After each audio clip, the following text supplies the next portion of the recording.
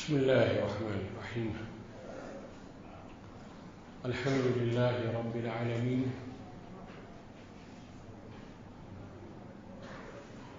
والصلاة والسلام على أشرف الأنبياء والمرسلين وعلى كل من دعا بدعوته وسن بسنته واهتدى بهديه إلى يوم الدين.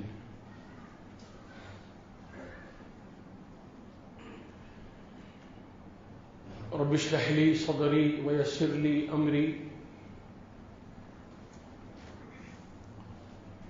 واحلل عقدة من لساني يفقه قولي. سبحانك لا علم لنا إلا ما علمتنا إنك أنت العليم الحكيم. اللهم لا فهم لنا إلا ما فهمتنا إنك أنت الجواد الكريم.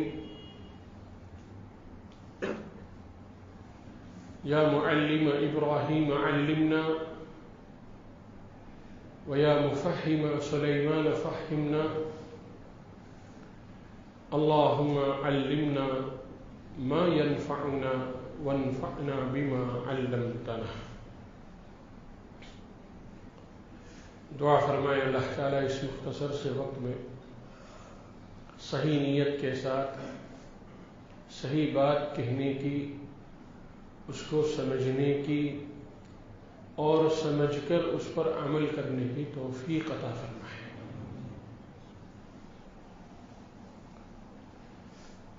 میرے بھائیوں، دوستوں، عزیزوں اور بزرگوں،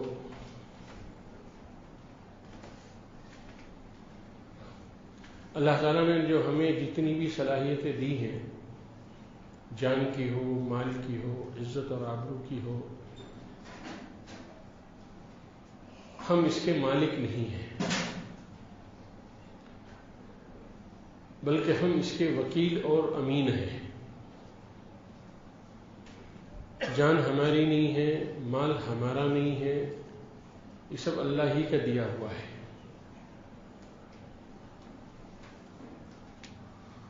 انسانوں سے غلطی یہ ہو رہی ہے کہ ہر آدمی نے اپنی جان اور اپنے مال پر اپنے ملک ثابت کر رہا ہے.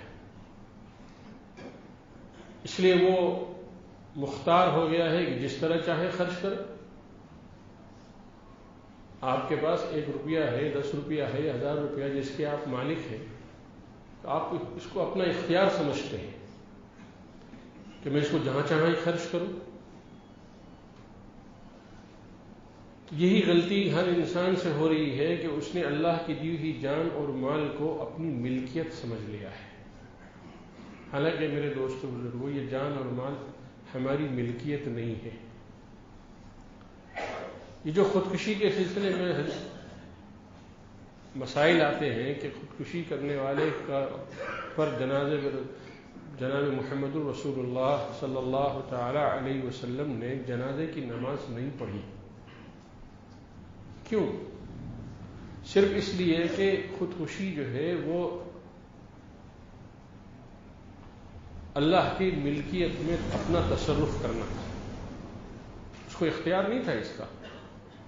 وہ مالک نہیں ہے اپنی جان اور مال کا جس طرح چاہے اس کو ہلاک کر دے. اس کے لیے خودکشی کو بڑا گناہ بھی کہا گیا ہے اور اللہ کی ناپسندیدگی کا اظہار بھی کیا گیا ہے. اور اس سے زیادہ اور کیا بات ہوگی کہ اللہ کے رسول صلی اللہ علیہ وسلم نے جنازے کی نماز پڑھانے سے انکار فرما دیا اس شخص پر جس نے خودکشی کی ہو.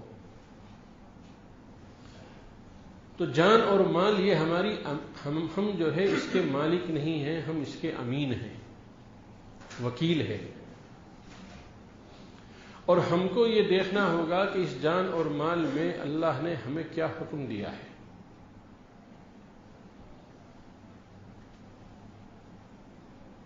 اللہ ہم سے کیا چاہتے ہیں؟ ہماری اپنی جان اور جو اللہ نے ہم کو دیا ہے اس میں اللہ کا فرمان کیا ہے؟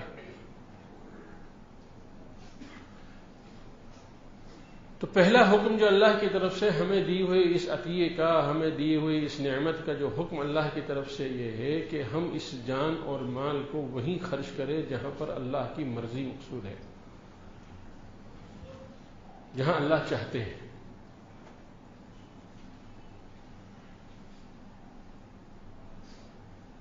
کسی ایسی جگہ خرچ کرنا جس جگہ خرچ کر کے اللہ ناراض ہوتے ہوں، وہ اللہ کے اس حکم کی خلاف ورزی ہے۔ گناہ میں خرچ کرنا، فضولیات میں خرچ کرنا، عیش اور آرام میں خرچ کرنا، لغویات میں خرچ کرنا، جان اور مال اللہ نے اس لیے نہیں دی ہے کہ ہم اس کو اس طرح ضائع کریں۔ اللہ نے جان اور مال دی ہے اس لیے کہ جہاں اللہ کا حکم ہے اس کو وہیں خرچ کرو۔ یہ پہلا حکم ہے اللہ کا۔ آج ہم نے اپنی جان اور مال کو ملکیت سمجھنے کی وجہ سے ہم اللہ کے اس حکم کو تحقیق کر رہے ہیں، پامال کر رہے ہیں۔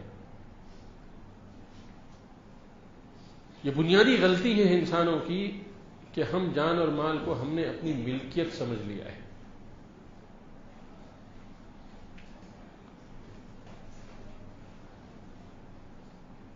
جو شخص جس چیز کا مالک ہوتا ہے وہی اس کو بتلاتا ہے کہ اس کو کیسے خرچ کرنا ہے۔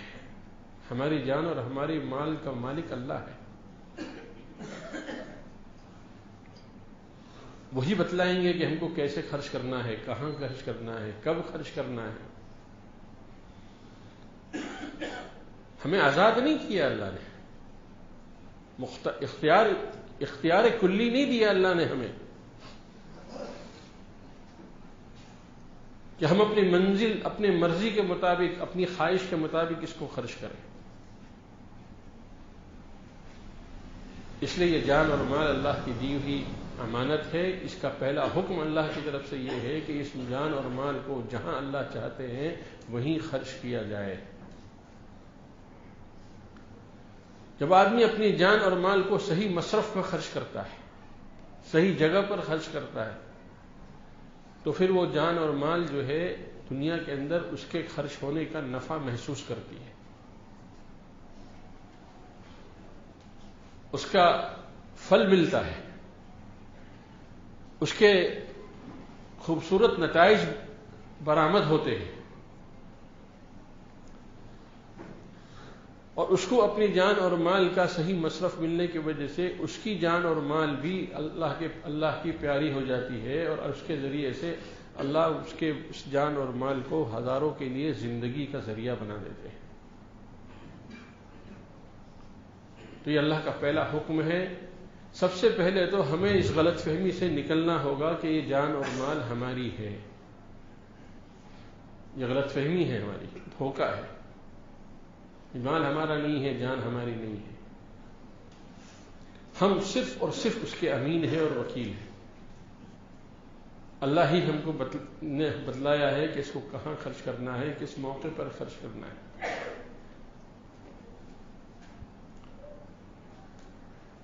صحابہ کرام رضوان اللہ تعالی علیہم اجمعین سے زیادہ بہادر قوم دنیا کے اندر نہیں گزری۔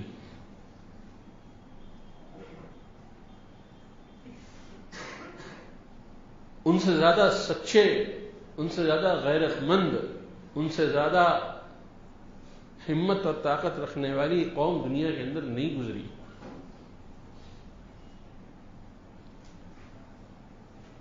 لیکن وہ اپنے ان تمام صلاحیتوں کے باوجود، اپنی ان تمام خوبیوں کے باوجود شریعت کے حکم کے منتظر تھے،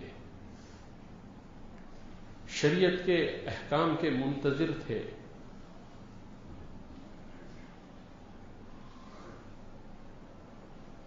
مکہ مکرمہ میں جو ظلم اور مدینہ منورہ میں جو ظلم کیا گیا تھا، اس کے لیے صحابہ کرام اگر اپنی من اور مرضی سے اور اپنی چاہت سے اس کا مقابلہ کرتے تو شاید جو ہے وہ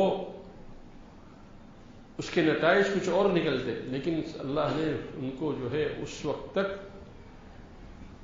پابند رکھا کہ جب تک کہ اللہ کی مرضی اس کے آگے حد سے آگے تجاوز کرنے کی نہیں تھی۔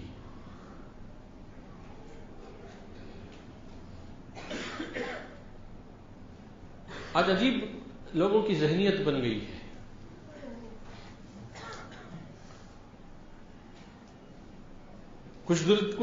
کچھ تو وہ ہے جو بزدلی کا شکار ہے، خوف اور ہراس کا شکار ہے، بے اطمینانی کا شکار ہے، اور یہ ایک بہت بڑی تعداد ہے، اور یہ وہ تعداد ہے جس کو اللہ کے پر ذات پر یقین نہیں ہے۔ یہ وہ تعداد ہے جس کو اسلام کے غالب ہونے کی امید اس کے دل سے نکل چکی ہے، اور یہ وہ طاقت ہے جو شریعت محمدی صلی اللہ علیہ وسلم کی طاقت کو نہیں جانتا، سنت اور شریعت کی طاقت کو نہیں جانتا۔ یہ وہ لوگ ہیں جو بزدلی کے شکار ہیں۔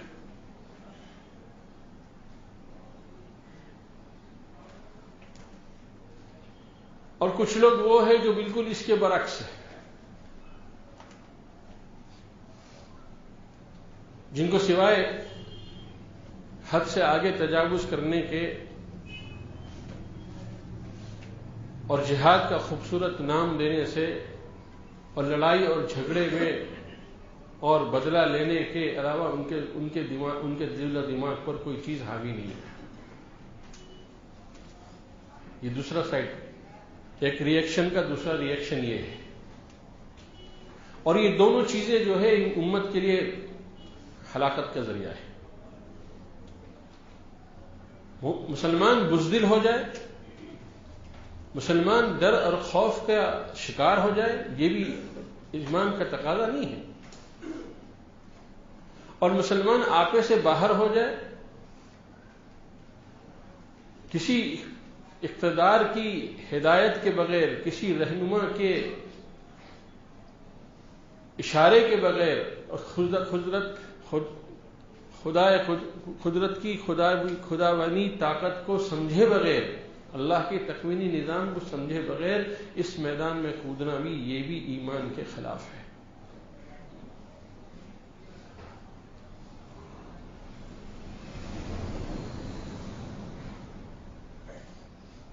یہ دونوں ایکسٹریم ہے۔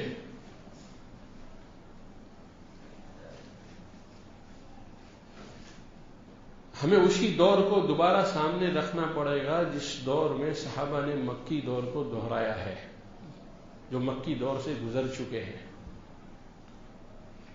اسی دور کے اسی کی مثالوں کو ہمیں سامنے رکھنا پڑے گا۔ اللہ کے رسول صلی اللہ علیہ وسلم کی پوری 23 سالہ دور نبوت کی زندگی کا ہر حرف اور ہر پنہ جو ہے امت قیامت تک رہنے والی امت کے لیے مشعل راہ ہے۔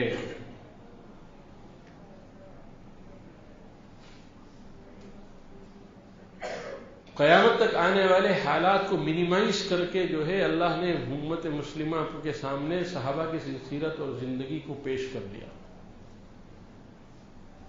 اور علماء اور اہل دل کو اور سمجھدار دانشوروں کو اس کو سمجھا دیا کہ تم اپنے حالات کو اس شریعت کے صحابہ کے اس دور سے منطبق کرو، اور ان حالات میں تم کو جو چیز تمہارے سمجھ میں آئے کہ کس وقت کیا حالات ہے، ان حالات میں صحابہ نے کیا اقدام کیا اور اللہ کے رسول صلی اللہ علیہ وسلم نے ان کے لیے کیا حکم دیا، تم جب تک اسی کو نہیں اپناؤ گے اور پھیلاؤ گے تو یہ خودکشی کرو گے۔ یہ جو ہے اپنے جان کو اور اپنے مال کو خود ہلاک کرو گے۔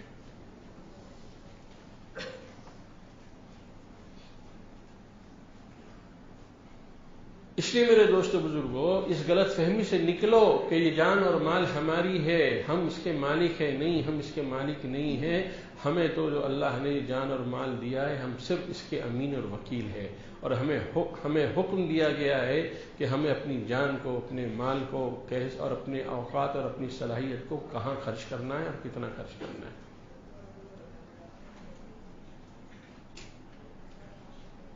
دوسرا حکم جو اللہ نے اس مال کے سلسلے میں اور اس جان کے سلسلے میں یہ دیا ہے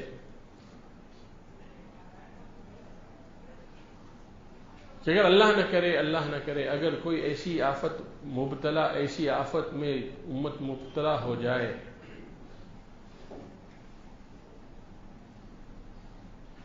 کہ اس کو اپنی جان کے حفاظت کی ضرورت پڑے، اپنے مال کی حفاظت کی ضرورت پڑے، اپنی عزت اور آبرو کی حفاظت کی ضرورت پڑے، تو پھر اس وقت اس کو اس کا اختیار دیا گیا ہے، اس کو اس کا حکم دیا گیا ہے کہ اپنی جان اور مال کی مدافعت میں تم جو کر سکتے ہو کرو، لیکن یہ حکم جو ہے اس پہلے والے حکم کے بہت بعد میں ہے۔ ابھی وہ حالات عمومی طور پر نہیں ہے کہ ہم جو ہے اپنی جان کی، اس لیے کہ ابھی تو ہمارے جان اور مال پر کیا آفت آئی ہے، ہم تو خود اپنی زندگی کے دشمن خود بنے ہوئے ہیں، اپنی صلاحیتوں کے دشمن ہم خود بنے ہوئے ہیں، اپنے جان اور مال کو شریعت کے خلاف خرچ کر کے ہم خود اپنی جان اور مال کے دشمن بنے ہیں۔ کون ہمیں کیا ہمارے ساتھ دشمنی کرے گا؟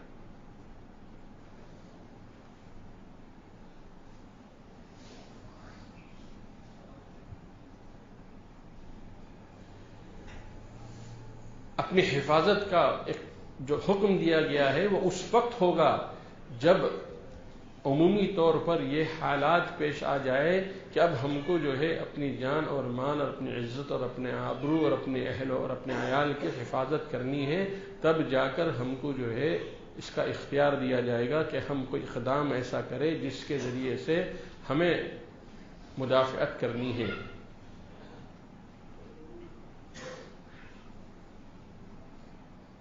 لیکن اس کے لیے میرے دوستو بزرگوں، اللہ کی قدرت پر یقین ضروری ہے، اللہ کی آیتوں پر بھروسہ ضروری ہے، اللہ کے نظام کو سمجھنے کی ضرورت ہے۔ یہ فیصلہ جذباتی نہیں ہو سکتا، اور جو جذبات میں جو فیصلے کیے جاتے ہیں وہ اکثر غلط ہوتے ہیں۔ کچھ لوگ ایسے ہوتے ہیں جو امت کو جذبات میں گرم کر دیتے ہیں، اور اس کے بعد امت تو بیچاری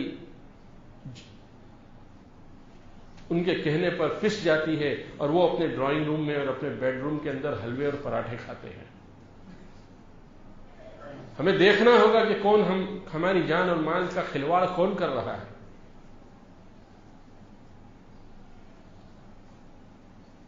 کون ہم سے جو ہے ہماری جان اور مال کو داؤ پہ لگا کر اپنی دکان سجا رہا ہے۔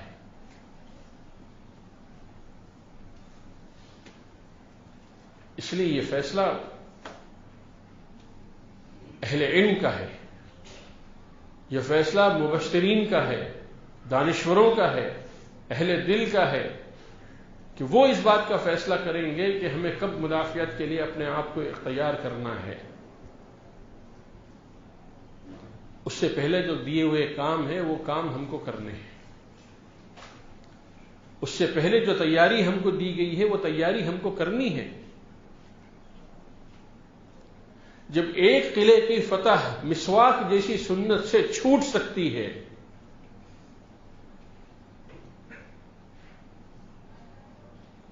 تو جو امت فرائض چھوڑ رہی ہو، نمازیں چھوڑ رہی ہو،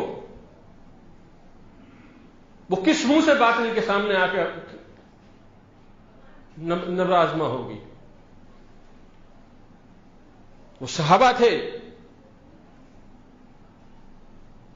جن کے ذریعے سے قیامت تک آنے والی امت کو یہ سبق دے دیا گیا کہ ایک مسواک جیسی سنت کے چھوٹنے کی وجہ سے تم کو اتنے دن ہو گئے ہیں کہ قلعے کو حصار کیے ہوئے، تم اس پر قابض نہیں ہو پا رہے ہو۔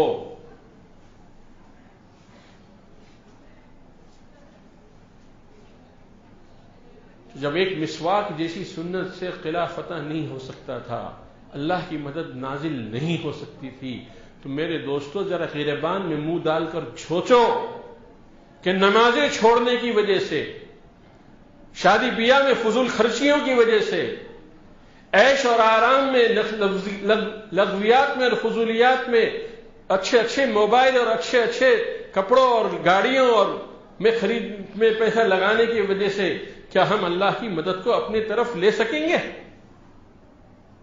کس خوش فہمی میں مبتلا ہے ہم؟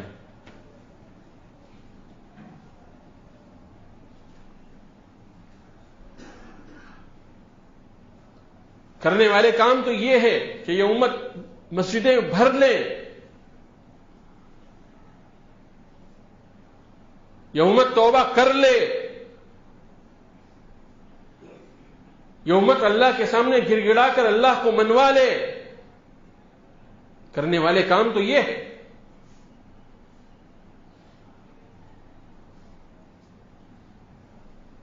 لیکن یہاں ہماری طبیعت نہیں چلتی. احتجاج میں طبیعت چلتی ہے، شور میں طبیعت چلتی ہے، میڈیا میں کوریج آنے کے بعد اس میں ہماری طبیعت چلتی ہے. اور باطل بھی اچھی طرح جانتا ہے یہ کچھ دنوں کی بات ہے.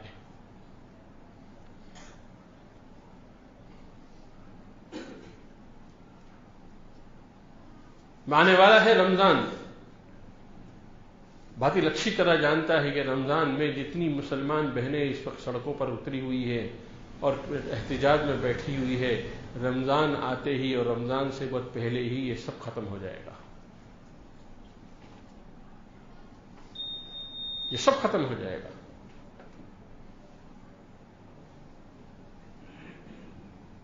کبھی اندازہ کیا آپ نے کہ پورے ملک میں اتنے احتجاج کے باوجود کیا تبدیلی آئی؟ منافقین کے چہرے کھل کر سامنے آ رہے ہیں. جو اپنی نجی مجلس میں ہوتے ہیں تو وہ کچھ اور بیان دیتے ہیں، اور جب میڈیا کے سامنے ہوتے ہیں تو مسلمان کو بے وقوف دوگلا پالیسی سے جو ہے ان کو جو ہے ان کے جذبات سے کھلواڑ کرتے ہیں اور ان کو جو ہے میٹھی میٹھی گولیاں سونگاتے ہیں. کیا منافقین کے چہرے ہمارے سامنے نہیں؟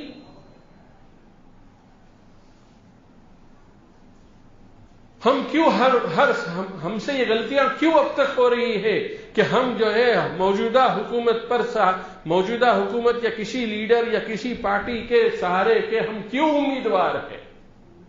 کیوں نہیں ہم اللہ کے امیدوار بنتے ہیں؟ کیوں نہیں ہم اللہ کو اپنا بادشاہ اور اللہ کو اپنا حاکم مانتے ہیں اور اللہ کو سب سے بڑی طاقت اور قدرت والا مان کر اس کی طرف کیوں نہیں کرتے ہیں؟ جو کچھ ہوگا اللہ ہی سے ہوگا. خدا کی قسم کھا کر کہنے کو تیار ہوں کسی پارٹی کے اندر کوئی دم نہیں ہے. کوئی کچھ نہیں کر سکتا بغیر اللہ کی مرضی کے.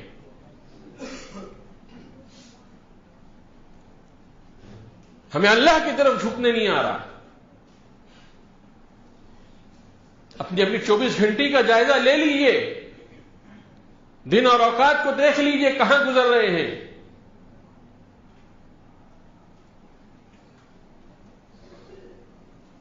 اس لیے اللہ نے یہ جان اور یہ مال اور یہ وقت دیا ہے. یہ ہماری ملکیت نہیں ہے، یہ ہم اس کے امین ہیں اور ہم اس کے وکیل ہیں.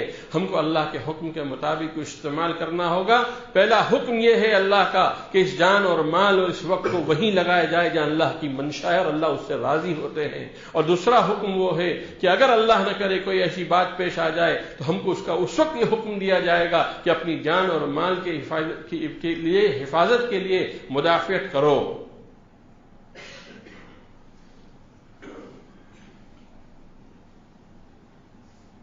اللہ تعالیٰ اس پوری امت مسلمہ کو جو ابھی تک خواب خرگوش میں سوئی ہوئی ہے اس سے جگائے.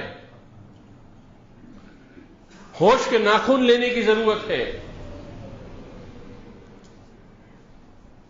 جو کام کرنے کے ہیں وہ تو کرو.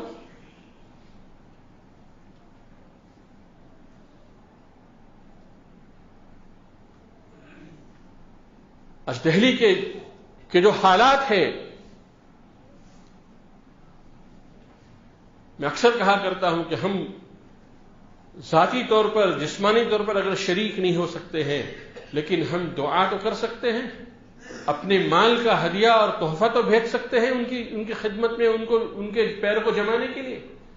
مجھے ایک آدمی اس مجمع میں کھڑے ہو کر بتلا دے، شاید چند مجھے مل جائیں گے جو یہ کہتے ہوں کہ ہاں ہم دہلی کے ان والوں کے لیے خصوصاً اور پورے عالم کے مسلمانوں کے لیے ہم راتوں میں آنسو بہا کر تہجد پڑھ کر دعائیں کرتے ہیں. کوئی 1-5 آدمی بھی میں قسم کھا کر کہنے کو تیار ہوں جو مجمع میں نہیں ملے گا. ہوں گے چند 5 اللہ والے، انگلی پر گینے جانے والے جن کی طبیعتیں پریشان ہے. ان کے بوڑھے اعضاء نے، ان کے جواہر نے جواب دے دیا ہے، لیکن وہ دل کے اعتبار سے کڑ رہے ہیں، رو رہے ہیں اور اللہ سے مانگ رہے ہیں۔ ایسے مٹھی بھر 4-5 ہوں گے جو انگلی پہ گنے جا سکتے ہیں، لیکن یہ پوری نسل وہ ہے جن کو صرف خواب غفلت میں سونے کے علاوہ کچھ نصیب نہیں ہے۔ فجر تمہاری قضا ہو رہی ہے، فجر کے لیے تم نہیں آ رہے ہو، تہجد تم پڑھو گے؟ جو فجر نہیں پڑھتا ہے وہ تہجد کیا پڑھے گا؟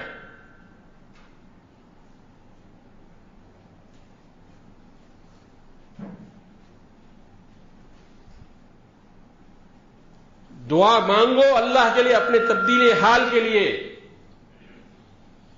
دل سخت ہو چکے ہیں گناہ کرتے کرتے،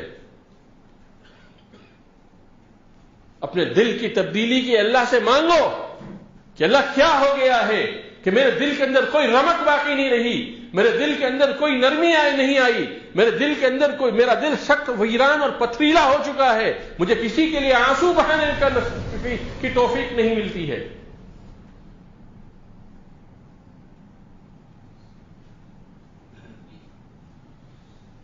ایک دعا کا اہتمام کرو اپنے لیے خاص طور پر، اور اللہ نے پورے عالم کے اندر جہاں جہاں مسلمان جس حال میں ہے ان کے لیے آنسو بہاؤ۔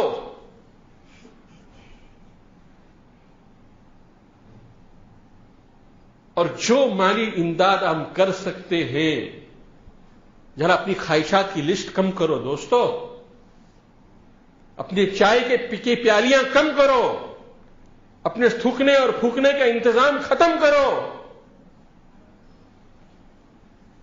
جن پیسوں کو دھواں میں اڑا رہے ہو، اللہ نہ کرے کل تم کو کل دھواں بنا کر تم کو بھی اڑا دیا جائے۔ اپنی خواہشات کی لسٹ کم کرو،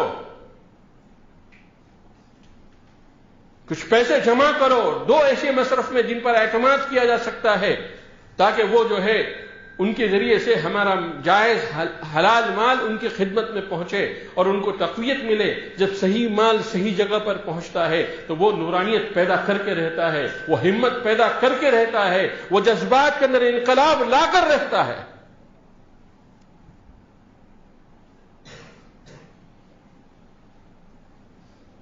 اس لیے میرے دوستو بزرگوں، تھوڑا اس بات کو سنجیدگی سے لیجئے، وقت بہت نہیں رہا ہے۔ اللہ کرے پورے عالم کے اندر اس رمضان کو اللہ خیر و عافیت سے گزار دے، ورنہ جو اندیشے ہیں اور جو خطرات منڈلا رہے ہیں، اللہ ہی ہم سب کی حفاظت فرمائے، ہماری نسلوں کی حفاظت فرمائے۔ اس لیے فی الحال ایک اعلان میں کرتا ہوں، چونکہ میں اس تنظیم سے ذاتی طور پر بھی واقف ہوں، ان کے ذمہ داروں سے بارہا میری ملاقات ہو چکی ہے۔ PFI کے نام کی ایک تنظیم الحمدللہ اس ملک میں اس وقت کام کر رہی ہے بہت خاموشی کے ساتھ، اور بڑے بڑے اکابرین خصوصاً حضرت مولانا سجاد صاحب نعمانی دعوت برکاتہم کو ان کے اس پورے تنظیمی ڈھانچے سے مناسبت ہے، اور اس پر ان کی نگاہ بھی ہے، اور وہ شریک بھی ہے۔ ان کی طرف سے مسجد کے باہر سامنے جو ہے دہلی والوں کے لیے جو ہے ایک فنڈ ریلیف کا ایک کیمپ ٹیبل لگ رہا ہے۔ آپ حضرات میں سے جتنے ہیں جو کچھ دے سکتا ہو وہ ان کے حوالے کرے۔ یہ انشاءاللہ اس کی ترتیب ان کے ہاں بنی ہوئی ہے کہ یہ جا کے وہاں پر اس مال کو پہنچائیں گے۔ اس لیے آپ سے گزارش ہے کہ اپنے مال کو اللہ کے ان بندے اور بندیوں کے لیے دیجئے جو مال جس کے ذریعے سے وہ اب تک ہمارے اور آپ کے لیے وہ کفارہ بنے ہوئے ہیں۔ اگر وہ سامنے سے ہٹ جائے تو پورا رخ جو ہے ہماری طرف ہوگا۔ آج وہ تمہارے لیے ڈھال بنے ہوئے ہیں۔ اس لیے میری درخواست ہے آپ میں سے ہر ایک سے کہ جانے کے بعد مسجد سے نکلتے وقت سامنے ٹیبل پر جو PFI کا لیبل وہ بینر لگا ہوگا، وہاں پر جس کو جو دینا ہو خاموشی کے ساتھ دے دے۔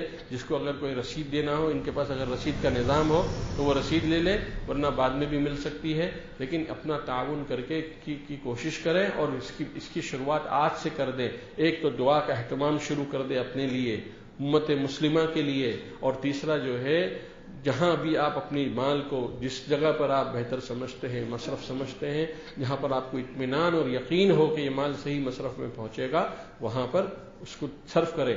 اور بھی تنظیمیں ہیں الحمدللہ جو کر رہی ہے، لیکن ہر ایک کا اپنا ایک نہج الگ ہوتا ہے، ہر ایک کی ایک پہنچ الگ ہوتی ہے، اس لیے ہمیں جس پر اطمینان ہو اسی کے سلسلے میں ہم کو جو ہے کوشش کرنا چاہیے۔ چونکہ میں اس تنظیم سے ذاتی طور پر واقف ہوں، اس لیے میں آپ سے اس کی درخواست کرتا ہوں۔